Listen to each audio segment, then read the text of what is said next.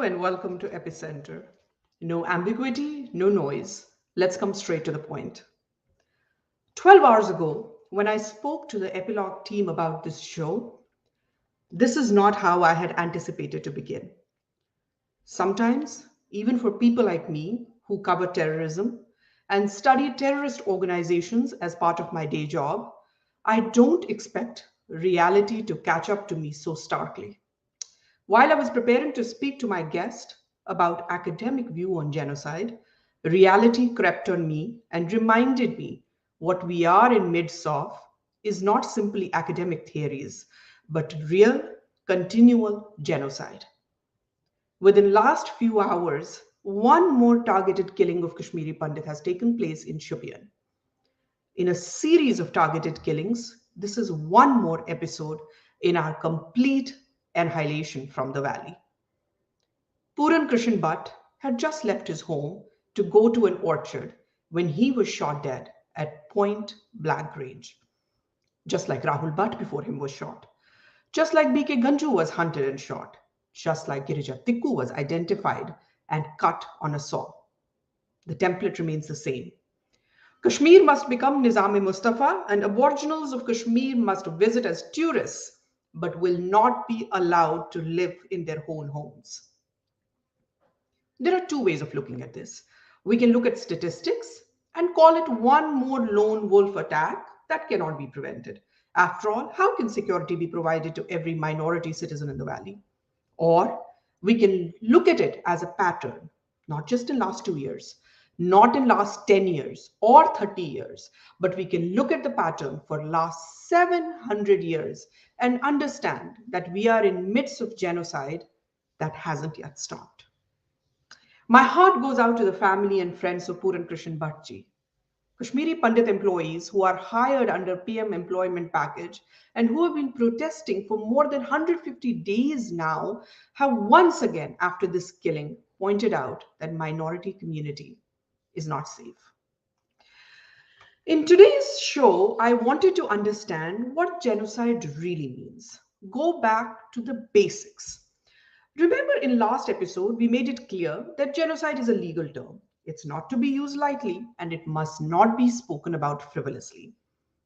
There is a lot of cruelty and violence in our society, has been for thousands of years. Is every cruel incident, every incident that touches us as humanity, as humans, where one set of people perpetrate cruelty on other set of people, is every such episode a genocide then? When Raphael Lemkin coined the term genocide and called it the rarest of rare crimes, did he give us tools to identify genocides? Why have Hindu genocides not been studied by Western genocide scholars? And more importantly, why did we not record our own genocides? And if we did, where is the historical proof? We will talk about all this with my guest today, Dr. Dileep Kaul. Dr. Dileep Kaul is a genocide scholar and educator. He is a scholar in genocide studies and director at Jonaraja Institute of Genocide and Atrocities Studies. He has a PhD on place consciousness and has written research papers on discursive narratives as well. His revealing research on Jonaraja's Rajatarangani has contributed a lot in building awareness about historical records of genocide crimes in Kashmir. Besides being an activist, he has contributed in the field of literature through his poems and articles and translations. Welcome to the show, Dr. Kaul. Namaskar, namaskar. What a somber note to begin on. We did not expect this killing to happen. Not that we don't realize that we are in midst of a genocide, but when something hits us like that, it puts us back into what I was saying, in that reality zone. It gives us a reality check that we may talk whatever in the academic realm, but in reality, on ground, for so many of us and for our community, genocide hasn't ended. How did you react to the news, Dr. Kaul, this morning about Puran Krishan Bhatt's killing? It was not anything surprising and not expected in the real sense. Because क्योंकि पिछले बरसों में जिस तरह से ये situation को छोड़ा गया है, जिस तरह से कश्मीरी पंडितों को प्राइम मिनिस्टर्स पैकेज के अंदर वापस भेजा गया है, तो ये इकोनॉमिक रूट से एक डिनायल की प्रोसेस है। जिस तरह से हम इकोनॉमिक जेनोसाइड की बात करते हैं, कल्चरल जेनोसाइड की बात करते हैं, सोशल जेनोसाइड की बात करते हैं, बायोकल्चरल जेनोसाइड की बात करते हैं, सारे एस्पेक्ट्स जो हैं, तो these are the genocides committed through different routes, but they are after all genocide. This is not something separate. This is not something cultural root is not something separate. This is just a route to commit genocide. So here, this genocide is committed through economic route to which Indian government is a party. And then हम ये देखेंगे कि यहाँ denial भी economic root से की जा रही है। डिनायल ऐसे है कि वहां सब ठीक है, आप नौकरी करने के लिए जा सकते हैं, और वहां जब मरते हैं तो वो इकोनॉमिक रूट के आने के कारण ही मरते हैं, क्योंकि वहां जो गए हैं वो अपनी इकोनॉमिक एस्टेब्लिशमेंट के लिए हैं। So my question, Dileep ji, we will go back to, we just moved a little ahead of ourselves. जरूरी है कि हम सबसे पहले ये बताएं, बिकॉज मुझे ऐसा लगता है बहुत, जब मैं लोगों से बात करती हूँ और बहुत वेल मीनिंग लोग हैं जो समझते हैं इस बात को, पर वो जेनोसाइड को नहीं समझते।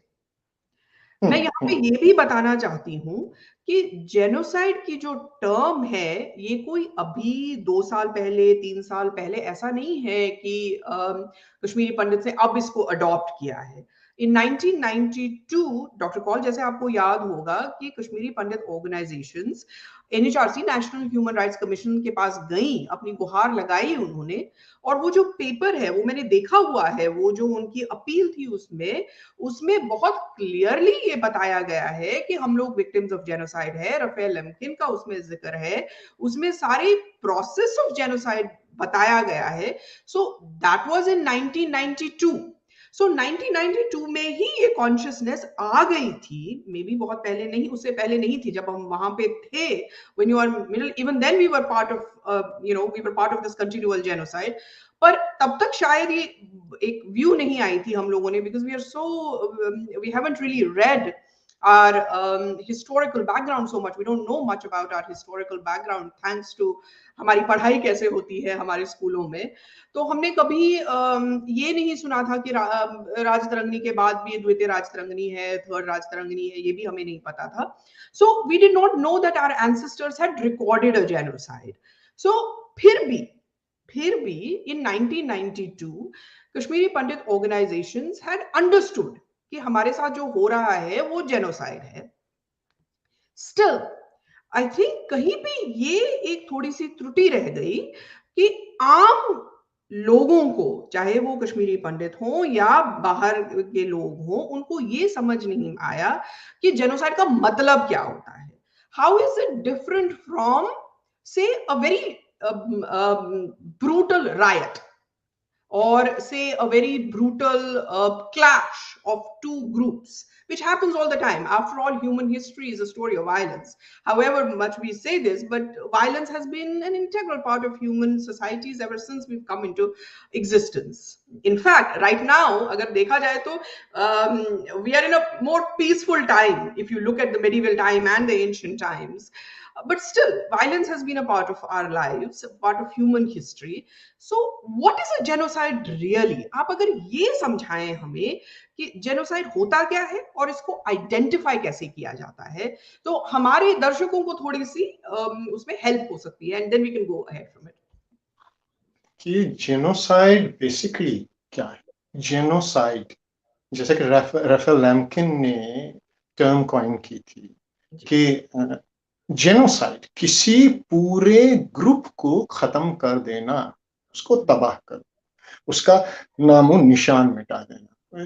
अगर हमें अपने पर्सपेक्टिव में समझना है तो हमें जॉन राज की ओर जाना ही होगा, क्योंकि उन्होंने जेनोसाइड का आज से 600 साल पहले जेनोसाइड का एक अच्छा वर्ड दिया था उसके लिए, जिसको उन्होंने जेनोसाइड को जाति विध्वंस के रूप में देखा। जाति विध्वंस।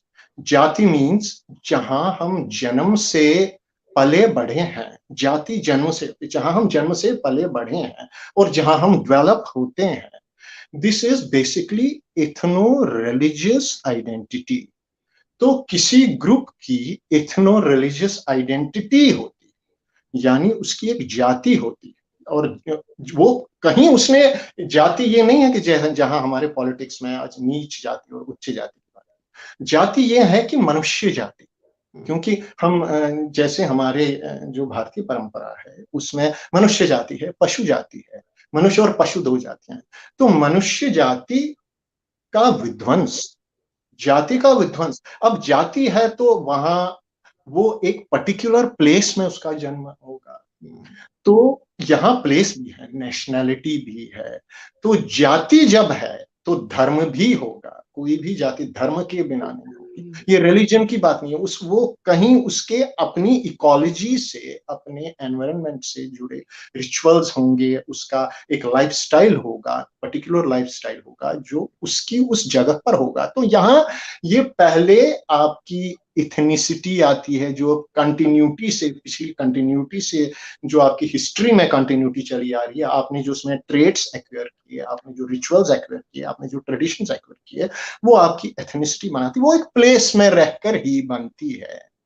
तो यहाँ एक बात है कि वो आदमी जिसका एक पर्टिकुलर प्लेस हो, जिसकी एक पर्टिकुलर जाति हो, इथनिसिटी हो और उसके बाद धर्म हो और रिलीजन हो, अब उसका वो ट्रांसलेशन करेंगे तो रिलीजन हो, तो उसके बाद वो एक रेस को भी नेचुरली, अगर हम जेनेटिकली कहेंगे तो वो रेस को भी बिलोंग करेगा। तो जब हम ये 4 ग्रुप्स अगर आप देखेंगे, तो जो जाति विध्वंस जॉन राज ने बताया, ये 4 उस चारों ग्रुप्स उसके अंदर आते हैं जो यूनाइटेड नेशंस जेनोसाइड कन्वेंशन में प्रोटेक्टेड ग्रुप्स के अंतर्गत माने गए हैं। So 4 protected groups, ethnic, religious, racial and national. तो ये चारों प्रोटेक्टेड ग्रुप्स जो हैं, ये एक, इनमें से कोई भी ग्रुप अगर दूसरा ग्रुप उसको डिस्ट्रॉय करने की कोशिश करे, और डिस्ट्रक्शन में क्या है, अगर हम जेनोसाइड कन्वेंशन की बात करें तो उसमें बेसिक बात यह है कि ये नहीं है कि आपको किसी के घर में आपने चोरी की और उसको आपके मन में, आपके पास चीज नहीं थी, आपका इंटेंट था कि आप चोरी करें, this is common general intent. तो ये intent, this is the general intent. तो जब हम जेनोसाइड की ओर आते हैं तो इसमें स्पेशल इंटेंट देखा जाता है। क्या जनरल इंटेंट से अलग हटकर इनके पास जो ये जेनोसाइड करना चाहता है, obviously there will be a leader, तो क्या वो एक स्पेशल इंटेंट से काम करना चाहता है? उसका कौन सा स्पेशल इंटेंट है जो ये पूरे उस ग्रुप को डिस्ट्रॉय करना चाहता है? किस इंटेंट के अंतर्गत करना चाहता है? So this intent is to be proved. तो इस इंटेंट को कई बार एनवायरनमेंट से और हैपनिंग से भी इन्फर किया है। इसको जनरल प्रूफ तो हम किसी के दिमाग में घुसकर ये पता नहीं लगा सकते कि इसका इंटेंट क्या है। तो इसको जनरली हमारे जो कोर्ट्स हैं, ICTR, international criminal tribunal for Rwanda और international criminal tribunal for Yugoslavia, इन लोगों ने बेसिकली मतलब स्पेशली रवांडा के ट्राइब्यूनल ने इसको सिचुएशन से इन्फर करने की कोशिश की है, मगर स्पेशल इंटेंट इसमें बहुत इंपॉर्टेंट माना जाता है। और कई बार तो यूगोस्लावियन ट्राइब्यूनल में कुछ लोगों पर जेनोसाइड का केस भी नहीं लगाया गया, क्योंकि वो इंटेंट जो है वो प्रूव नहीं हुआ था। तो इस स्पेशल इंटेंट के बारे में भी कश्मीर में पंडित जॉन राज ने स्पेशल इंटेंट को अंडरलाइन किया है कि तुरुष्क दर्शने भक्त्या न तु द्वेषेण सद्विजान विप्लावयद तश्चास्मिन् हत्वा न प्रजगल्भिते। तुरुष्क दर्शने भक्त्या, तुरुष्क दर्शन इस्लाम है, तुरुष्क दर्शन के नाम से उन्होंने इस्लाम को बताया है कि ये तुरुष्क दर्शन की भक्ति थी सूह भट्ट में, जो कन्वर्ट हो चुका था और जिसने कश्मीरी पंडितों पर जबरदस्त जुल्म ढाए थे। तो वो तुरुष्क दर्शन की भक्ति के कारण उसने ये कश्मीरी पंडितों को, द्विजों को, ब्राह्मणों को की हत्या की, उनको मारा, ये तुरुष्क दर्शन की भक्ति के कारण किया। So this is basically religious agency की बात वो यहाँ पर करते हैं। एजेंसी क्या होती है? एजेंसी ये है कि आप आपके पास एक पावर होता है, किसी आधार पर आप पर्टिकुलर एक एक्शन करते हैं, पर्टिकुलर वे ऑफ थिंकिंग करते हैं, जिसके आधार पर आपकी लाइफ की ट्रेजेक्टरी डिटरमिन होती है और आपकी एक्सपीरियंसेस को शेप मिलता है। This is agency. So religious agency के बारे में वो यहाँ पर बात करते हैं, और ये आज से 600 साल पहले वाली बात है। मेरा एक सवाल है डॉक्टर कौल, मेरा एक सवाल है, जब it is clear that in 4 groups में ये हो जाता है, आपने जो 4 स्पेशल ग्रुप्स बताए वो सारा इंटेंट क्लियर है, बट इन मॉडर्न टाइम्स अब विक्टिम कैसे प्रूव करे कि उसके साथ जेनोसाइड हुआ है? Because the other side will always say कि नहीं कोई जेनोसाइड, जैसे हम कश्मीरी पंडित उसमें भी देखते हैं कि जो परपेट्रेटर्स ऑफ द जेनोसाइड है वो तो they will always say things like war for self determination, they will always say war for independence, ऐसी चीजें कहते हैं जो हमें पता है बिल्कुल गलत है, क्योंकि अगर ये वॉर फॉर सेल्फ डिटर्मिनेशन थी, अगर ये वॉर फॉर इंडिपेंडेंस थी, तो मस्जिदों से क्यों आवाजें आई कि कश्मीर अपने फैमिलीज को लेके भागो, और जो स्लोगन्स वहां पे, जो जेनोसाइडल स्लोगन्स वहां पे आए मस्जिदों से, वो तो हमारे कानों में आए, वो तो हमने ही सुने हैं, जहां पे उन्होंने कहा कि बट उरुस्ती बट इंसान as in leave your women folk behind, और हम जाएंगे, एक जेनोसाइडल स्लोगन है। या यहाँ क्या चलेगा निजाम मुस्तफा, ये एक जेनोसाइडल स्लोगन है। लेकिन विक्टिम्स पे अगर ये ओनस आए कि आप प्रूव करो आपके साथ जेनोसाइड हुआ है, तो how is that possible? Because the other side is powerful, जिसने जेनोसाइड किया है ऑब्वियसली एजेंसी उसके पास है, तो अगर एजेंसी उसके पास है, आपके पास एजेंसी नहीं है, आप कोर्ट में जा रहे, अगर आपके पास एजेंसी होती तो आपके साथ जेनोसाइड होता ही नहीं। तो अगर आपके साथ जेनोसाइड हुआ, आप विक्टिम हो, आपके पास एजेंसी भी नहीं है, तो आप कैसे प्रूव कर सकते हो कि आपके साथ जेनोसाइड हुआ? मॉडर्न सिविलाइज्ड सोसाइटीज में क्या तरीका है? देखिए, सिविलाइज सोसाइटी की बात जो है, तो ये जेनोसाइड कन्वेंशन ही कहता है कि सिविलाइज सोसाइटी जो है वो उसी में लिखा है कि सिविलाइज सोसाइटी जेनोसाइड को एक्सेप्ट नहीं करती, लेकिन सिविलाइज सोसाइटी अक्सर करती है। मैं यहाँ फिलिप स्पेंसर जो ब्रिटिश जेनोसाइड स्कॉलर हैं, उन्होंने लिखा है कि organisers of genocide have usually been clever enough not to leave evidence if they could avoid it. तो ये पहले जिसके पास एजेंसी हो वो अपने क्राइम को अवॉइड करने के लिए ये काम करता है, वो उसको करता है कि मेरा क्राइम किस तरह से छुप सके, तो वो उसके कुछ टैगिंग करता। तो आप जो हैं, जो विक्टिम है, विक्टिम किस बेसिस पर मारा गया, आज जो मारे गए हैं औरंगजेब, जिन किस बेसिस पर मारे गए, वही क्यों मारे गए? Because he belong to a particular group, particular national, ethnic, religious group, racial group. और जिस तरह से लगातार नारों से जो इंटेंट लगातार पता चलता है, आप वहां की बात कीजिए, तुरुष्क दर्शने भक्त्या न तो द्वेषेण सत्पुजान, एजेंसी वहां प्रेजेंट है। तो यहाँ काफिरो ए जालिमो कश्मीर हमारा, ये रिलीजियस एजेंसी वहां भी प्रेजेंट है, और वो एक अपोजिट जो वीकर ग्रुप है उसको एक्सटर्मिनेट करने की बात करती है। तो इससे बड़ा प्रूफ क्या हो सकता है, आप बताइए। कि आपके यहाँ नारे हैं जो रिकॉर्ड किए गए हैं, आपको सिर्फ ये प्रूव करना है कि you have been killed because you belong to a group, you belong to a religious, ethnic, national and racial group. ये प्रूव करने के लिए आपके पास बहुत थॉरो काम होना चाहिए। जैसे हम 7 एक्सोडसेस की बात करते हैं, तो हम देखते हैं कि जो तुरुष्क दर्शने भक्त्या वाली रिलीजियस एजेंसी की जो हम बात करते हैं, ये हम 7 एक्सोडसेस में लगातार ऑपरेटिव देखते हैं। इस एजेंसी की बात हम लगातार देखते हैं। लेकिन अब हम देखेंगे कि कृपाराम दत्त के टाइम जो बात है, और उसके बाद महाराजा रंजीत सिंह के टाइम पर, कृपाराम दत्त के टाइम पर भी रिलीजियस एजेंसी मौजूद थी कश्मीर में। इसीलिए कश्मीरी पंडित भागकर श्री गुरु तेग बहादुर जी के पास चले गए। पर उसके बीच में महाराजा रंजीत सिंह के टाइम तक जो ये क्वेश्चन हमारे गुरु टीटू जी ने उठाया था, श्री टीटू गंजू ने उठाया था, कि उसके बीच में काम मौजूद नहीं है कि रिलीजियस एजेंसी कहां चली गई। तो हमारे पास हिस्ट्री है जेनोसाइड की, हमारे पास रिकॉर्डेड हिस्ट्री है कि हमें श्रीवर ने जेनोसाइड को रिकॉर्ड किया है, पंडित जीवनराज के बाद जो पंडित जीवनराज के शिष्य थे। तो हमें कंटिन्यूअस रिलीजियस एजेंसी को एस्टेब्लिश करना है कि ये रिलीजियस एजेंसी पिछले 600 वर्ष से ऑपरेटिव रही है।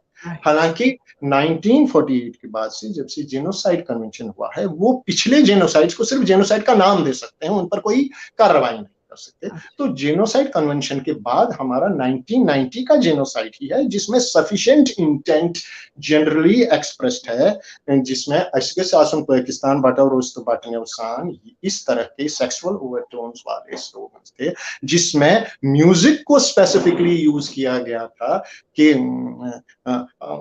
ग्रम क्या है, जो कुफ्र के तूफान उठेंगे, हम कुफ्र के तूफान से टकरा के रहेंगे। तो ये रिलीजियस एजेंसी वहां पर मौजूद थी, तो 1990 में मौजूद थी। तो इसको लीगली एस्टेब्लिश करने के लिए हमें एक कंटिन्यूटी बनानी पड़ेगी कि रिलीजियस एजेंसी कितने वर्षों से हमारे यहाँ ऑपरेट। सो एक पैटर्न की जरूरत है। डॉक्टर कौल, मेरा काम है कि मैं अपने काम में भी मैं पैटर्न्स पढ़ती हूँ, because I feel, because my work is studying terrorist organizations and how they operate. So patterns help me a lot. Like you would, as a scholar, patterns would help you a lot, because अगर आप patterns देख पाएं, जैसे mathematics में भी अगर आप patterns देख पाएं, तो एकदम से एक नया ही कुछ सिलसिला आपके सामने उभर आता है।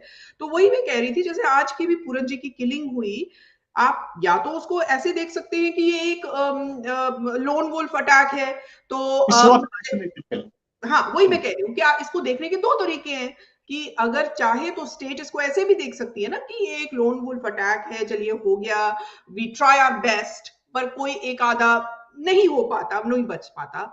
लेकिन अगर आप चाहें तो आप इसको एक पैटर्न की तरह पढ़ सकते हैं, तो आपको ये पता चलेगा कि जो इंटेंट जोन राजा के टाइम पे था, वही इंटेंट आज भी है। आज भी है। तो अगर इंटेंट का पैटर्न आपका दिखा दे, so we might not be able to, according to genocide convention, आप कह रहे थे 48 से पहले हम कुछ we can not go to the courts for that, 1948 से पहले, पर हम पैटर्न्स तो सर्टेनली बता ही सकते हैं कि देखिए पैटर्न 700 साल से था, वही आज तक चला रहा है, right from Jonaraja time to Puranji's time, which the killing that happened today, like 5 hours ago, intent वही है, इंटेंट खत्म कर देने का है, इंटेंट है कि आपका यहाँ पे नेस्तनाबूद हो, आप यहाँ पे रहे ही ना, आपका यहाँ पे कोई भी आपके रूट्स ही ना रहे यहाँ पे। तो वो एक आई थिंक समहाउ कहीं पे ये एक पैटर्न बार बार बताना बहुत जरूरी है। डॉक्टर कौल, यहाँ से we have established what genocide is, we have established how we need to prove it, पर एक सवाल मन में हमेशा आता है कि जेनोसाइड स्टडीज की जो पढ़ाई है वो वेस्ट में काफी आगे तक गई है। यूनिवर्सिटीज में जेनोसाइड की पढ़ाई बाकायदा होती है, उसमें आप पढ़ते हैं, आप होलोकॉस्ट के बारे में पढ़ते हैं, आप रवांडा के बारे में पढ़ते हैं, आप आर्मेनियन जेनोसाइड के बारे में आप पढ़ते हैं। ऐसा क्यों है कि other than the institute that you are associated with now, Joan Raja Institute of Genocide and Atrocity Studies, इसके अलावा इंडिया में हम लोगों ने कभी कोई कोशिश ही नहीं की कि स्टेट ने क्या किया, वो तो बात की बात है, लेकिन why have the scholars, why have the academia not taken a stand on this कि हम भी, हमारे साथ तो जेनोसाइड बहुत पहले हुआ, होलोकॉस्ट से भी बहुत पहले हुआ, we been victims of, communities in India have been victims of genocide before that, for example our community. तो इसको बाकायदा एक स्टडी, एक एक चैनल ऑफ एजुकेशन एक क्यों नहीं बनाया गया कि हम इसको स्टडी करें फॉर्मली, एक कोर्स बनाएं इसका, यूनिवर्सिटी कोर्स, और हम एक स्कॉलर्स प्रोड्यूस करें जो जेनोसाइड को स्टडी करे।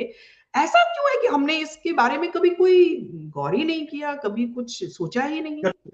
Talking about India. I'm talking about India and Indian academia. Indian academia. Yeah. So Indian academia को आप से बेहतर कौन समझ सकता है कि 1947 से आज तक इंडियन एकेडेमिया को किस तरह से स्टेट ने कंट्रोल किया है। तो स्टेट हमेशा एकेडेमिया की पैटर्न ऑफ थिंकिंग को, स्टेट की जो एजेंसी है, कंट्रोल करती रहती है, उनको पर्टिकुलर वे में सोचने को मजबूर करती है। आप देखेंगे कि कश्मीर में अगर हम देखेंगे तो आपके पास एक राजधानी, जैसे कि आपने शुरू में कहा कि एक राजतरंगिणी आपके सामने आती है, वो कलहड़ की Rajatarangini. He was a great historiographer, जिन्होंने हिस्टोरियोग्राफी के फील्ड को एक हिसाब से शुरू किया था, एक साइंटिफिक वे ऑफ हिस्टोरियोग्राफी जो उन्होंने की थी, दो he wrote history in poetry, but his way was scientific. उसने जिस तरह से चीजें ली, लेकिन आपने ही कहा, और अधिकांश ज्यादातर जो लोग हैं, most of the people didn't know about Jonaraja Rajatarangini, they didn't know about Shrivara Rajatarangini, Prajyabhatta and Shuka Rajatarangini, ये जनरली लोगों को पता नहीं था। तो ये जानबूझकर इंडियन इंटेलिजेंसिया एकेडेमिया को इस दिशा में काम करने के लिए प्रेरित किया गया कि आप कलहन कलहन कलहन कलहन करो, एक कलहन का नैरेटिव आप हावी कर दो, क्योंकि सबको पता है कि जोनराज ने क्या लिखा है, क्योंकि ये क्या बोलते हैं, जोनराज का ट्रांसलेशन बहुत पहले हो चुका है, इंग्लिश में बेसिक ट्रांसलेशन बहुत पहले हो चुका था, लेकिन उस राजतरंगिणी को जानबूझकर सामने नहीं लाया गया, क्योंकि इंडियन स्टेट अपनी जो फेक सेक्युलर क्रेडेंशियल्स को बनाए रखना चाहता था, वो इंडिया को एक सेक्युलर स्टेट के रूप में एस्टेब्लिश करना चाहता था। कश्मीर पहले से ही एक प्रॉब्लम बन के उभरा था, और उसके माध्यम से ये साबित करने की कोशिश की गई थी कि इंडिया में एक मुस्लिम स्टेट रह सकता है। तो जहां आपके फर्स्ट एविडेंसेस हैं, जहां आपकी एक जेनोसाइड की एनालिटिकल ट्रेडिशन है और उसके स्ट्रॉन्ग रूट्स है, उसको सामने लाकर स्टेट अपनी सोवेरेनिटी और इंटीग्रिटी के नैरेटिव को कैसे खत्म कर सकता था, कैसे उस पर खुद ही अटैक कर सकता था। इसलिए इंडियन इंटेलिजेंसिया को एक जैसे कि रशिया ने अपने जैसे एर्स्टवाइल यूएसएसआर ने अपने इन इंटेलेक्चुअल्स को एक स्पेसिफिक वे में फॉर्मुलेट किया था, इंडियन पॉलिटी ने भी अपने एकेडेमिया को एक पर्टिकुलर वे में फॉर्मुलेट किया, जिस तरह से, और जेनोसाइड कन्वेंशन पर साइन करने के बावजूद और उसको रेटिफाई करने के बावजूद इस दिशा में आगे जाकर कोई काम न करना, ये साबित करता है कि जानबूझकर दबाया गया था। जवाहरलाल नेहरू जो थे, उन्होंने लैम्किन का बहुत सपोर्ट किया था और बहुत सपोर्ट किया था, और जेनोसाइड कन्वेंशन को फॉर्मुलेट करने में इंडिया ने बहुत भूमिका निभाई है। लेकिन ऐसा न करना ये साफ साबित करता है कि एकेडेमिया को इस दिशा में काम न करने के लिए प्रेरित किया गया था, because India wanted to maintain her so-called sovereignty and integrity and oneness, that all communities can live together, so that the Pakistan narrative को वो काउंटर कर सकें। तो यही प्रॉब्लम, इंटरनेशनल रिलेशंस वाली जो प्रॉब्लम है, ये यहाँ पर भी हुई, और ये यूरोप में भी जो जेनोसाइड स्टडीज का फील्ड है, यूरोसेंट्रिक फील्ड वो इसीलिए बना कि उन्होंने वहां के होलोकास्ट सेंट्रिक उसको बना दिया, और फिर इसके बाद 90s के बाद क्रिटिकल जेनोसाइड स्टडीज का फील्ड आया, उसने इससे निकलने की कोशिश की, लोकल जेनोसाइड के लोकल कलर्स को जानने की कोशिश की। लेकिन इंडिया में जैसे जेनोसाइड को completely brush under the carpet कर दिया गया, इस कारण से कि इंडिया का narrative, so called narrative, India का जो थॉट, कहते हैं ना कि इंडिया एज ए थॉट को वो तबाह नहीं कर सकते थे, उसको कोई आघात नहीं पहुंचने देना चाहते थे। It was share out of share politics की जेनोसाइड को completely brush under the carpet कर दिया गया, और जेनोसाइडल किलिंग्स आज भी हो रही हैं, आगे भी होती रहेंगी, so you should not feel surprised. You know, I have a question, which is that now that we've reached here, it's 2022. एक तरह की लड़ाई ये है कि हम स्टेट के साथ लड़ें और कहें कि देखिए आपने रैटिफाई किया है जेनोसाइड लॉ कन्वेंशन, अब आप लॉ लाइए, क्योंकि उसके बिना आप पनिश कर ही नहीं सकते परपेट्रेटर्स को। आप अगर इसको अंडर रेगुलर आईपीसी या सीआरपीएस करें तो आप इसको प्रिवेंट नहीं कर सकते आगे भी। If you are going to do that, आप इसको आगे, this will not become a deterrence। अगर आप इसको अंडर जेनोसाइड लॉ, पहले तो आप प्रूव ही नहीं कर सकते 90s का ये क्या है अगर आपके पास जेनोसाइड लॉ ना हो, तो अगर आप रिसेंट किलिंग को कर भी सकते हैं, and if you punish them under regular IPC codes and all that, तो रेयरेस्ट ऑफ रेयर क्राइम जो है और that should be punished under genocide law वो रह जाता है। So you are leaving a space for further genocides. When you are not bringing in law, you are leaving space for further genocides, and you know that further genocides will happen because आप एक awareness भी नहीं create करते लोगों में कि वो उसको identify कर सके। Even when it starts happening, people can identify it and there is awareness and there can be some deterrence right there. तो वो हम जब करते ही नहीं है तो फिर जेनोसाइड जब हो जाता है, जब कोई किस्सा हो जाता है जैसे 1971 बंगाल जेनोसाइड हुआ, तो उसके बाद हम उसके बारे में सोचते हैं। सो what is your sense about prevention of genocide? What can the state do to prevent genocide? Sound, I've got sound problem. Okay, I can hear you very well. Did you get my question? Did you understand my question? Sound problem hai, sound problem. Okay, oh my God. We'll just have the team working on it. I can hear you very well, Dr. Kaul. I think sound problem. Hello. Okay, the team is working on it. There is sound problem. I cannot hear you. Okay, just one moment. I mean, the team is working on it. The sound has gone very dim. Sound has gone very dim. Sound has gone very dim. So. Okay, I can hear you totally clearly. I think the team is working on it. So let's just give them a few seconds. Is there any problem? Yeah. The team is working on it, and in the meantime, I hope this is the time for me to ask people that if there are any questions that you would like me to ask Dr. Kaul, please send me your questions, and I've already tweeted my link. You can post your questions there. If there are there's anything about genocide that you would like to study, I would, any book review, any reference material, anything, I will ask Dr. Kaul about that also. In the meantime, make sure you follow Epicenter, you follow Epilogue's social media handles, you follow Epilogue on Instagram, on Twitter, on Facebook to know about more episodes that will come up. And Epicenter, the program Epicenter is really about speaking to experts and getting information about things that legacy media will not touch about because they don't have the time or seriousness to do it. So a deep dive into issues that really concern us can only happen on this show here. So make sure that you follow us on all social media handles so that you get the information. In the meantime, the team is fixing Dr. Kaul's speakers and his voice and his sound issues. So we will just wait for a few minutes here now.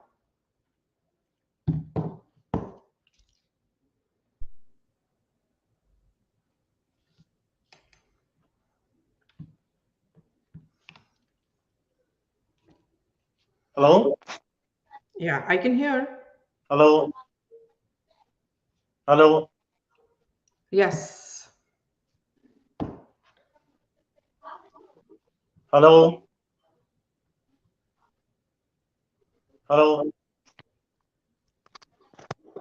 Hello? Hello? Dr. Sir, Hello? please rejoin the link. Please rejoin the link, Dr. Sir. Okay, okay. No, no, I have got it now. Okay. Okay. Yeah. You got the voice? Can you hear me, Dr. Call? Yes, yes, yes. You're audible. Am I audible? Yes, you are very much audible. You're very much Good, audible. good, good, All right. good, good, Can good. we get started then? All right. Yes, Okay. sure. Yes, we're getting started. Okay. Where we left was that we talked about why genocide needs to be studied, because obviously we don't want further genocides. There is Yes. nobody wants genocides to keep happening. So my question is, we understand why Hindu genocides or Kashmiri Pandit genocide was not studied. My question to you now is that while on one end we are requesting and fighting with the state that they need to bring genocide laws, what can be done to prevent further genocides? What can we do that a situation like ours doesn't happen with any other community in the world? It is nothing else but study genocide, analyze it, and work for the formulation of a law in our country. हम इसके सिवा कुछ नहीं कर सकते, क्योंकि सवाल है कि कई, जैसा कि पिछले एपिसोड में CT2 गंजू जी ने भी ये बात उठाई थी कि ये जेनोसाइड हमेशा ऐसे नहीं होता है कि there have been genocides by victims. आप देखेंगे कि बुरुंडी में 70s में आप तुत्सीज ने हुतूस का जेनोसाइड किया था। Yeah. अब देखिए 1994 में हुतूस ने तुत्सी का जेनोसाइड किया, एंड दिस इज द इतना बड़ा जेनोसाइड अभी तक वर्ल्ड में कहीं नहीं हुआ कि इतने 100 दिन में 8 लाख आदमी मार दिए, 8 लाख लोग मार दिए, इतना बड़ा नहीं हुआ। So retaliatory genocides are possible. We are a small community and we are almost annihilated, हम रिटेलिएट नहीं कर सकते हम, लेकिन इसका ये मतलब नहीं है कि दूसरी जगह लोग रिटेलिएट नहीं करें। तो जब तक आप एक जेनोसाइड लॉ बनाकर आप विक्टिम्स को ये राहत नहीं देंगे, कि सबसे बड़ी राहत विक्टिम के लिए होती है कि परपेट्रेटर को पनिश किया जाए। और स्टेट क्या कर रहा है, वो लगातार लॉ को बनाने से पीछे हट रहा है और ये बात कर रहा है कि and it in a way is granted impunity to the perpetrator. तो जब आप परपेट्रेटर को इम्प्यूनिटी देंगे तो आप इंडिया में दूसरी जगह ये जेनोसाइड्स होंगे, दूसरी कम्युनिटीज के होंगे, और जो कि हम लोग जो जॉन राज इंस्टीट्यूट का उद्देश्य, एम इज वर्ल्ड पीस। आप हमको जेनोसाइड को होने नहीं देना। राइट। जैसे कि आप सोशल मीडिया पर कहेंगे तो लगातार एक बात कहता है, मुसलमानों को खत्म कर दो, ये कर दो, वो कर दो। That is never the remedy, क्योंकि उसके बाद आप देखेंगे कि जब हम बोस्निया हर्ज़ेगोविना की बात करते हैं तो वहां जो सर्ब्स थे उन्होंने रेप कैंप्स बनाए थे। तो रेप कैंप्स बनाए थे तो हजारों लाखों इन्यूमरेबल नंबर ऑफ वीमेन जो बोस्नियन मुस्लिम्स की उनके साथ दे वर रेप्ड, और तब तक उनको कैंप्स में रखा जाता था जब तक उनका बच्चा, मतलब जब तक वो प्रेग्नेंट नहीं हो जाती थी, और उनको ह्यूमिलिएट किया जाता था कि अब आपका हमारा बच्चा आपके पेट में है और आप ह्यूमिलिएटेड हैं, you have to rear the child of enemy. तो इस तरह से उसके बाद जब हम देखते हैं तो मुस्लिम्स ने भी कुछ सर्ब वीमेन को पकड़कर, रिटेलिएशन वहां हुआ था, लगभग 800 थी, उनको उन पर भी ये किया था। सो रिटेलिएटरी जेनोसाइड्स अकर। तो इंडिया को अगर आगे बचना है तो उन्हें ये लॉ लाना ही पड़ेगा। Okay. उनके पास कोई चारा नहीं तो लगभग फिर मैनेज करते रहे। आप देखिए कश्मीर में इस समय जो सिचुएशन है वो बहुत इजी है। ऑलरेडी हमारे जो जिहादी स्ट्रैटेजी है वो किल वन स्केयर 10 वाली स्ट्रैटेजी है, जैसा कि that was underlined by my teacher कि ऑलरेडी वो हो चुका है and that is a very successful strategy and that is successful all over India कि आप किल वन स्केयर 10 वाली बात कर रहे हैं। 1 and scare 10, yeah. So this one killing today has again scared 10 or hundreds. Yeah. तो आप वहां जाएंगे नहीं और इंडियन गवर्नमेंट क्या कर रही है, स्टेट क्या कर रही है, वो एम्प्लॉयज को फिर से वापस भेजने की बात कर रहे हैं। सो इसी बात पर आपको कसाई के ठीहे पर चढ़ाकर आपकी गर्दन काटने की बात कर रहे हैं। इससे जेनोसाइड कैसे रुकेगा? आप जब परपेट्रेटर को पनिश ही नहीं करेंगे तो कैसे रुकेगा? ये और किसी के हाथ में नहीं है। हम नहीं रोक सकते जब तक स्टेट ये लॉ हमारी जो जब स्टेट लॉ को नहीं बनाएगा तो हम नहीं रोक सकते, क्योंकि हमारी कम्युनिटी बहुत स्मॉल है। इसको धीरे धीरे खत्म कर दिया गया है। We are not in a position to retaliate, तो हम काउंटर जेनोसाइड नहीं कर सकते हैं। और हम ये बात भी we shall try to ascertain कि काउंटर जेनोसाइड और कहीं पर ना हो। लेकिन एग्जाम्पलरी पनिशमेंट आप परपेट्रेटर को दें। पर आप ये कह रहे हैं कि just because retaliatory genocide didn't happen in Kashmiri Pandits, क्योंकि हो ही नहीं सकता because of our numbers are so low and we don't have the agency at all. पर आप कह रहे हैं कहीं ना कहीं पे retaliatory genocide होने के chances हैं, बहुत 100% chances हैं, और उसको रोकने के लिए it is very important to bring in genocide law. That's what you're saying, right? Certainly. कोई तो आप बताइए क्या हो सकता है? और कुछ हो ही नहीं सकता। Right. और कुछ हो नहीं सकता। Yeah. So just to understand a little bit more about how this law is, and I'm being a devil's advocate here, when I speak to legal fraternity, they tell me कि जो definition है Rafale लेम्किन की और जो definition United Nations ने adopt की है, that is according to them that is problematic, and that can that's not very clear, it's not very it can also have a lot of people who are not part of genocide, they can also be blamed, so इसलिए ये कुछ एक स्पष्ट तरीके से ये एक genocide की डेफिनेशन नहीं आई है अब तक। इसलिए लीगल फ्रेटर्निटी कभी भी सलाह नहीं देती स्टेट को कि आप जेनोसाइड, मतलब इंडिया में, कि आप जेनोसाइड लॉ को लाएं, क्योंकि उन्हें ये लगता है कि कहीं पे इसका मिसयूज ना हो। आपको लगता है कि ऐसे चांसेस हो सकते हैं? Because after all in a democracy politics होता है, जेनोसाइड का भी पॉलिटिक्स हो सकता है, genocide can be politicised, so there is also a fear amongst legal fraternity people I talk to when I tell them that why is, even after the convention has been ratified, why is Indian state not bringing in genocide law? So their answer has been because there is a fear of misuse. After all, it's a democracy में polarization होती है, polarization में politics होता है, so how can the misuse be? First of all, my question is, do you think there is a chance of misuse, and if there is a misuse, how can it be prevented? One thing, the most talks about law has been क्या बोलते हैं इसको, dowry law जी, dowry का उसको कितना misuse किया गया जी। तो क्या हम डाउरी का लॉ को खत्म करते हैं? बनाए ही ना। अब देखिए मर्डर्स के केसेस हैं, मर्डर्स के केसेस हैं, इतने सारे मर्डर्स के केसेस हैं, और बहुत सारे मर्डर्स के केसेस में गलत लोगों को फंसाया गया ऑल ओवर द वर्ल्ड। तो क्या मर्डर का लॉ ना बनाए? अब देखिए चोरी के जो इल्जाम हैं वो कितने लगते हैं, झूठे इल्जाम लगते हैं, तो क्या चोरी के लॉ को ना बनाया जाए? तो अगर ये लीगल फ्रेटर्निटी के लोग कह रहे हैं तो this is a very raw kind of thinking.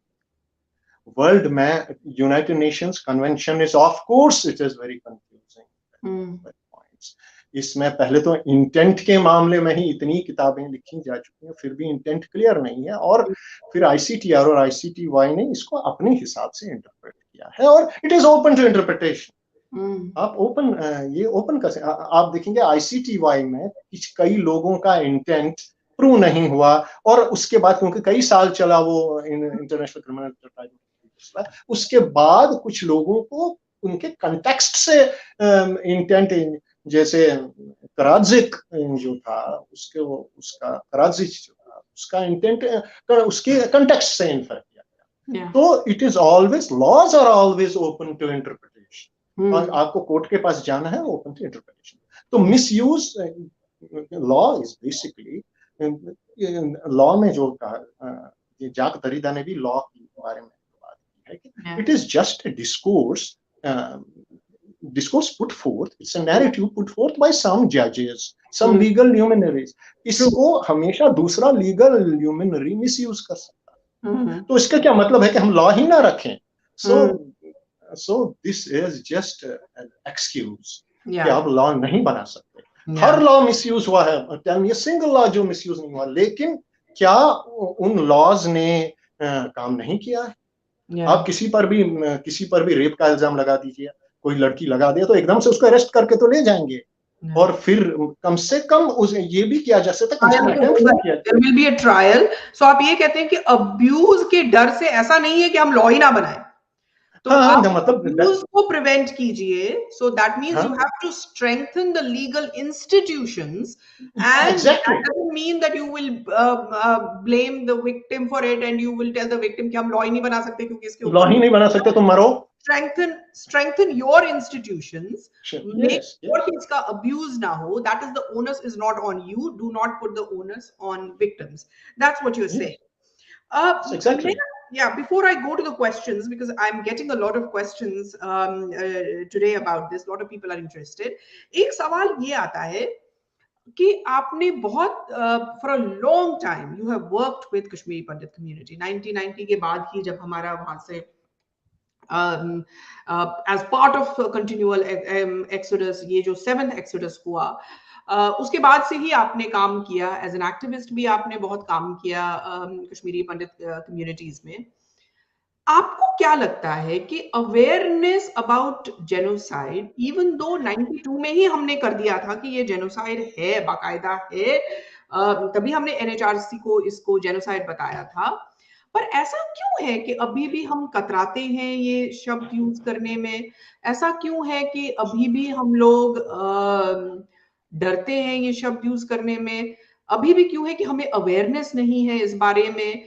Is it pure ignorance, or is it just एक जेनोसाइड विक्टिम की जो एक मेंटालिटी होती है कि मैं अपने आंखें बंद करूं तो शायद मेरे सामने जो है वो कुछ होगा ही नहीं, you know, you're standing in front of a lion and you're just closing your eyes and then you tell yourself that there is no lion there।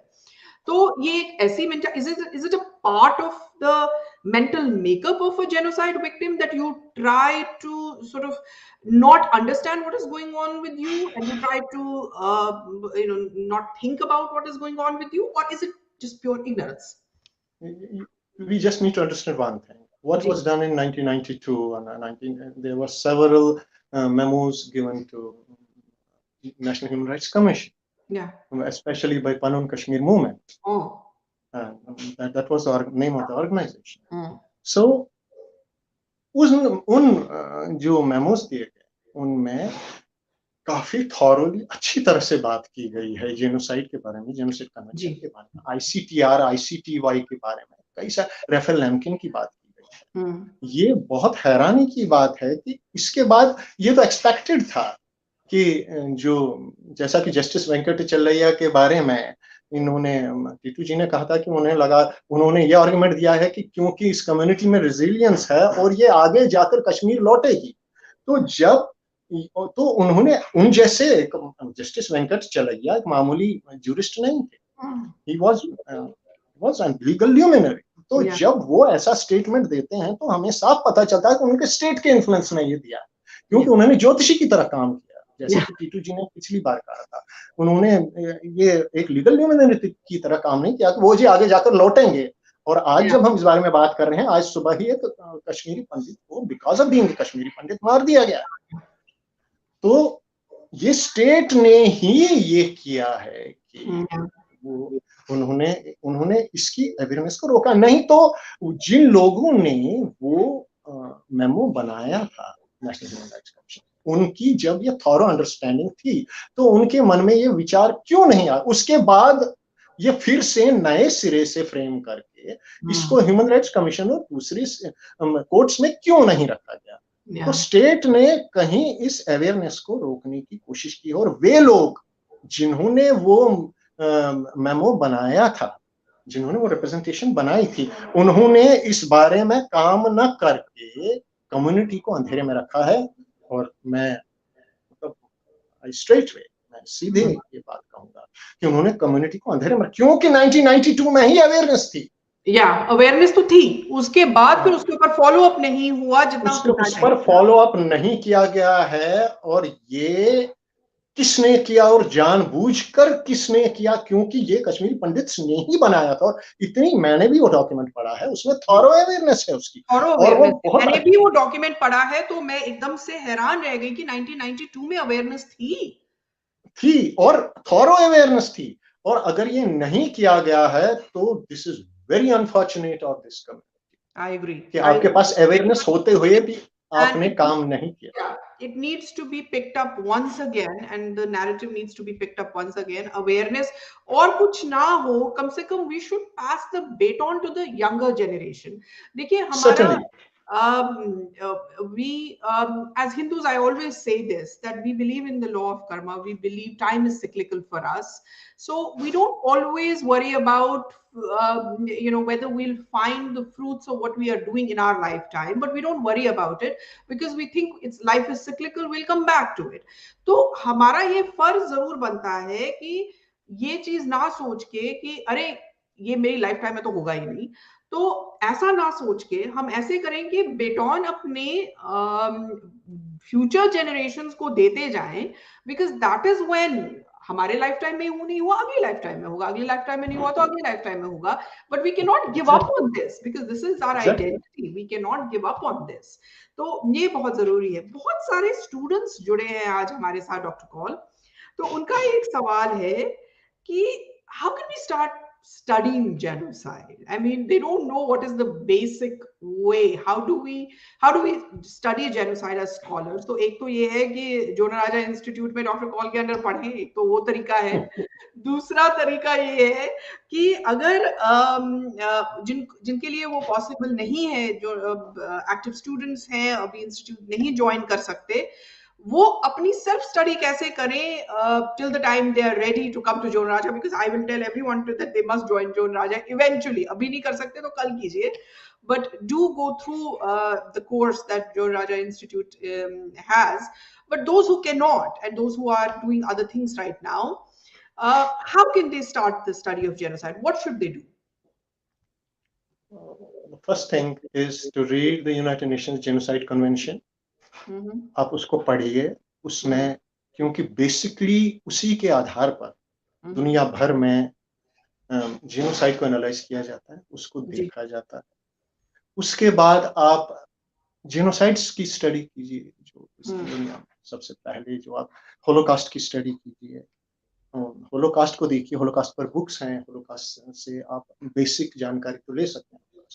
आप कंबोडियन जेनोसाइड की जानकारी ले सकते हैं, आप रुआंडन जेनोसाइड की जानकारी ले सकते हैं, लेकिन you have to be very careful while studying genocide. लगातार इसको स्टडी करना, क्योंकि इन द प्रोसेस मैं जब खुद पढ़ता था, खुद अभी भी पढ़ता हूँ, जब उनकी बेसिक्स पता चल जाते, उनके अंदर की बातें और कितनी एट्रोसिटीज वाली बातें पता चलती हैं, तो you really feel depressed, you really get depressed. आपको, मैं एक टाइम था जब मैं पढ़ता था तो मुझे जिंदगी फजूल लगती। क्या जिंदगी है भाई? how brutal these humans can be. बहुत ही डिस्टर्बिंग बात थी। बहुत इम्पोर्टेंट है कश्मीरी पंडित्स को भी जानना, और बाकी हिंदूज के साथ भी जहां जहां पे जेनोसाइड हुआ है उनके लिए बहुत जरूरी है जानना कि हम अकेले नहीं हैं। There are हम other अकेले नहीं. communities where genocide has happened.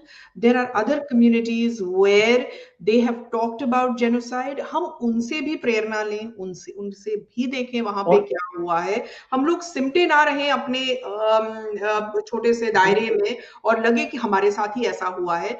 हम लोग ऐसे नहीं हैं. वीकर कम्युनिटीज के साथ अक्सर जेनोसाइड हुआ है, तो हम एक अलायंस भी बनाएं बाकी लोगों के साथ जिनके साथ जेनोसाइड हुआ है, बिल्कुल और हम इसको स्टडी करें. आखिर what is the result? The result, as you said so eloquently, the result is not punishment. Retributive punishment is one aspect of it, but that is not the final goal. The final goal is prevention of genocides. prevention is possible. That is the So it is. genocide. If we claim to be modern in this modern world, and if we claim to have any aspect of modernity in us, then in modern society we have to sort of work towards prevention of genocide. So if that is the thing, then we have to make alliances with other genocide victims in the world, and we have to understand that we are not alone. कहीं भी weaker community होती है, ये होता है. The state will always try to not understand it because of several issues, but we still have to keep fighting. We have to keep fighting against our oppressors. We have to keep fighting against other people, and so that एक recognition हो. तो ये बहुत जरूरी है. एक सवाल आया है doctor Kaul from Ishan Tikku. He wants to say, how can an ordinary citizen help in preventing genocide? Can genocide be prevented at all in the first place? क्या ये कोई गलत धारणा तो नहीं है ना कि हम लोग कह रहे हैं कि हमारा अल्टीमेट गोल है कि प्रिवेंट करें जेनोसाइड को, but knowing human minds and knowing how people are, ऐसा तो नहीं है कि this is a mirage, genocides कभी प्रिवेंट हो ही नहीं सकते. Is that true? One thing, no. No. If you study violence, you prevent violence. That is my take on it. Okay. कि आप स्टडी कीजिए कि कौन से साइकोलॉजिकल रीजंस हैं, कौन से सोशल रीजंस हैं, कौन से एंथ्रोपोलॉजिकल रीजंस हैं. Genocide studies is, of course, you have to read about tragedies.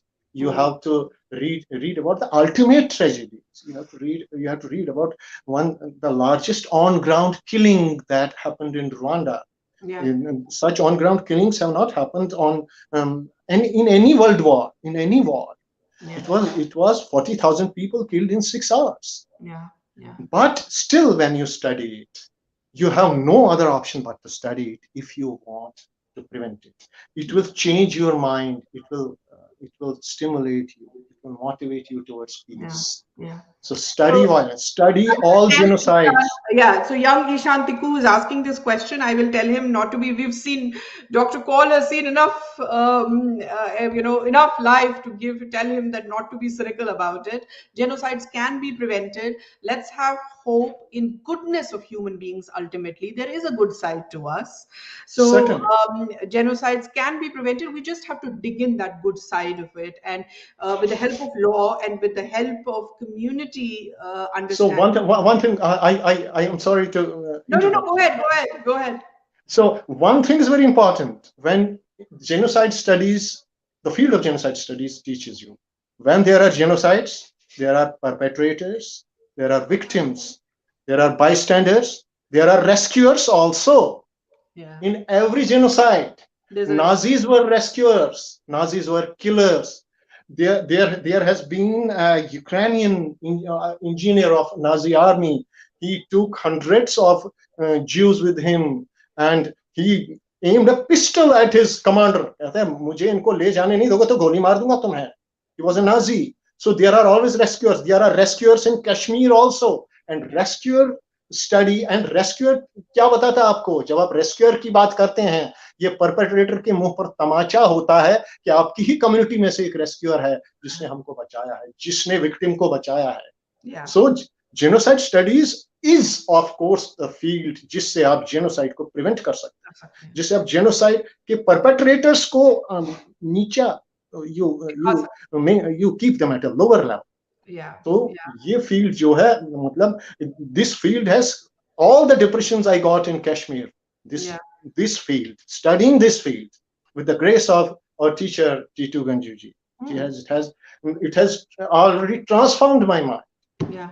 that it has important ये है कि हम सिनिकल ना बने, हम लोग ये सोचे कि जेनोसाइड को प्रिवेंट किया जा सकता है. एंड बिसाइड्स, जैसे मैंने शुरू में भी कहा कि जेनोसाइड को स्टडी करना is not just an academic thing. जैसे आज ही हम देख रहे थे, in my mind I was thinking that I will just have a very academic discussion with you, and suddenly this news of this news of killing came, and suddenly told me that सिर्फ academia की दुनिया में नहीं है, ये तो हो ही रहा है, ये तो चल ही रहा है. सो there is this field of study can have implications in real world. I want young people who are joining me today and understanding me today that understand that studying this will have implications on real world. It will show its effect if you study it, and if you sort of internalize it. It is going to have effect on real world, which we can see in our lifetimes. I have time for 2 more questions only. This is such a wonderful topic and we can go on talking forever. But given the paucity of time, I only have time for 2 more questions. Divya Bhatt wants to know, Dr. Kaul, why does the Indian state today, after knowing everything, not formally recognize our genocide? And why do they not take the protests of Kashmiri Pandits with seriousness? You've already answered this. Politics hai, politicized ho jata hai sara. And to Divya Bhatt, I would say that I will let Dr. Kaul answer this, but I would tell her that our genocide is so massive, and it is the only continual genocide in the world. Don't expect the answers and the prevention to be easy. That is also going to be of the same magnitude. We will have to, जो हमारे perpetrators ने हम पे ढाया है, उसी level का, opposite level का भी हमें भी डालना पड़ेगा उसमें effort. That is when we will be able to prevent it, and we will have to work with the state, with the Indian state, on working on making them aware about genocide and how it is useful for them. It's useful for Indian state as well, that they will be able to deal with such crimes in future, and they will be able to prevent genocides and retaliatory genocides. What would you like to tell Divya Bhatt, who says that why are our protests not taken seriously? Divya Bhatt, ये question ही ऐसा है कि अब state को हम क्या बताएं कि स्टेट जब परपेट्रेटर में इन्वेस्ट कर रहा हो, स्टेट को अपनी it has to save the unity and integrity of India, और उसने परपेट्रेटर को सजा दे दी, तो आप देखिए कि उसके इम्प्लीकेशंस कहां तक जाए. क्योंकि उस तरह के फिर दूसरी जगह से बात उठेगी इंडिया में, इस तरह के परपेट्रेटर कई जगहों पर है. आप अभी जो ऐसी कई चीजें कहीं कि ये भी कहा गया है कि अगर आप 15 मिनट के लिए आर्मी हटा दो तो हम आपको दिखाएंगे जेनोसाइड क्या होता है. मतलब जेनोसाइड की ही बात की है ओवैसी साहब के भाई साहब ने. तो आपको किस को पकड़ना पड़ेगा. तो ये परपेट्रेटर जो जेनोसाइड का एनवायरनमेंट है वो पूरे इंडिया में फैला हुआ है, और परपेट्रेटर माइंडसेट के लोग देश के कोने कोने से बात कर रहे हैं. तो अगर हमारी बात को सीरियसली लिया गया और जेनोसाइड लॉ बनाया गया, तो देखिए इंडियन स्टेट के लिए कितना मुश्किल काम होगा. इंडियन स्टेट अपने कुर्सी को लगातार कंटिन्यू करने के लिए लगी हुई है, और ये दिस इज अ मैसिव, यही बात है क्योंकि कश्मीर में सही समय पर हमारी बात को नहीं समझा गया. आज देश के कोने कोने से परपेट्रेटर बोल रहा है, और आपकी बात, आपके पास इलेक्टोरल स्ट्रेंथ भी नहीं है, आप गवर्नमेंट को गिरा नहीं सकते, आप उसकी सीटें कम नहीं कर सकते हैं, ना उसकी सीटें बढ़ा सकते हैं. तो गवर्नमेंट आपकी बात क्यों सुने. आपके जेनोसाइड को गवर्नमेंट ने, सरकार ने एक्सेप्ट कर लिया है. अब आपके पास लड़ाई के सिवा एंड थ्रू जेनोसाइड स्टडीज के सिवा कोई चारा नहीं बचता कि आप खुद अवेयर हों और दूसरों को अवेयर करें कि ये जेनोसाइड है और इसको हमें रोकना है. हमें किसी के भी जेनोसाइड को रोकना है. हिंदू जेनोसाइड को रोकना है, मुस्लिम, क्रिश्चियन, ज्यू, हर एक के जेनोसाइड को हमें रोकना है. करेक्ट. हम किसी के भी जेनोसाइड के पक्ष में खड़े नहीं हो सकते. So last question for today's show, Saket Rena. ये पूछ रहे हैं, what are the most important steps to stop the Kashmiri Pandit genocide?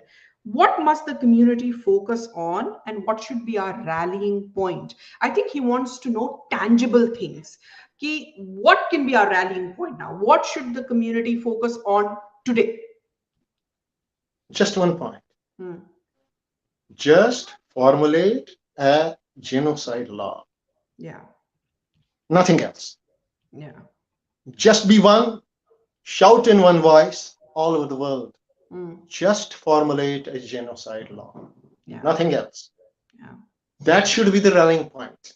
And that can be done after you understand what is genocide, what are its facets. There are many facets. There are, for example, the kind of genocide we have faced. It is continual, one by one, that has passed through generations. It is scholars put it as cold genocide. Slowly, it's not hot genocide. Slowly, though it has hot and cold ups and downs, but it is seen as cold genocide. This is also one term that you will find in genocide. So when you go higher, that's on a higher level. But what are the basis, the 10 stages of genocide? You have to understand the classification, symbolization, etc., etc. 10 stages given by Gregory Stanton, who so you have to understand, and you have to understand the process, and you have to make everybody aware that we have undergone genocide. Genocide has been perpetrated on us, and as a victim, you should speak, and you have to maintain your otherness. That is another point. आप जो other हैं, आप उस perpetrator के other हैं, उसने आपको other मानकर अलग किया है. अपनी otherness को live कीजिए. अपनी ट्रेडिशन को लीव कीजिए, अपनी हिस्ट्री को पढ़िए, उसको ध्यान में रखिए, उस हिस्ट्री में क्या कहां पर हुआ है, ये पढ़िए. जैसे श्रीवर अपनी राजतरंगिणी में लिखते हैं, शेकंधर धरानाथो यवने प्रेरितः पुरः पुस्तकान सकलान सर्वाः तृणान निर्वादा. सिकंदर बुद्शिकन ने यवन यानी इस्लाम से प्रभावित होकर सभी पुस्तकों को घास की तरह जला दिया, घास के तिनकों की तरह जला दिया. देखिए हमारी अपनी ट्रेडिशन पर feel proud of your tradition, कि आपकी कितनी किताबें थी, आपकी कितनी किताबें जला दी गई, लेकिन फिर भी बहुत कुछ मौजूद है आपके पास. पुस्तकान सकलान सर्वाः तृणान निर्वादा, कि घास की जैसे घास के तिनके जलाए जाते हैं, ऐसे सभी जगह की सारी पुस्तकें उसने जलवा. तो आपका कितना ज्ञान का भंडार आपका जला दिया, लेकिन आपके पास फिर भी बहुत मौजूद है. So feel proud of your tradition. फिर भी अभी बहुत कुछ है जो पढ़ा जा सकता है. The one last question from my side, Jonaraja का जो राजतरंगिणी है, for our viewers and for our young students who have joined us, what translation do you recommend? Most of them cannot unfortunately read Sanskrit, so what translation do you recommend, and is it available on Amazon? Is that what they should do? What should they do to study that book? Because you know if you have to understand it, if you have to understand it thoroughly as per the Indian tradition, as per the Hindu tradition, this is Dr. Raghunath Singh's translation. It's in Hindi. And you have to, I think others have not done it. Okay.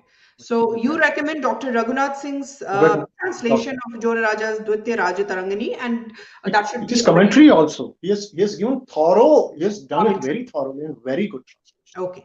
Dr. Raghunath Singh's commentary on Jona Raja. Please understand, I would like our people who have joined us today, I would like them to understand that our ancestors have recorded our genocide. It's not because a lot of people don't think they have. They have recorded there is historical proof of our genocide. There are patterns that you can draw right from that point to today's killing. So understand that we have to look at the larger cycle. Don't look at silos. Don't look at just today's killing. Don't look at 1990. Don't look at 1947. Because our history is 5,000 years old, you must learn to look at history in a broader sense. And then you must learn to look at the patterns right from the time of 14th century, because only when you are convinced will you be able to convince the other person. Only when you are convinced about what has happened to you that you will be able to convince the other person in a academic way and in a way that they will understand, in a way that will be acceptable. So with that, I end today's program. Thank you so much, Dr. Kaul, for joining us. It's always a pleasure learning from you and understanding from you. I hope after today's show, no one uses the word genocide frivolously or lightly, and when they do use the word genocide, they understand that what they're talking about, and as victims of genocide they also understand the responsibilities they have. Don't think that it is something in the past, or don't think that this is something that's not going to happen to you. It has already, anybody can be a victim of genocide at any time. It just depends on what group you are in and what classification you are in, and you become a minority or you become a weaker section. Nobody can demand. Our job is to prevent genocides anywhere in the world.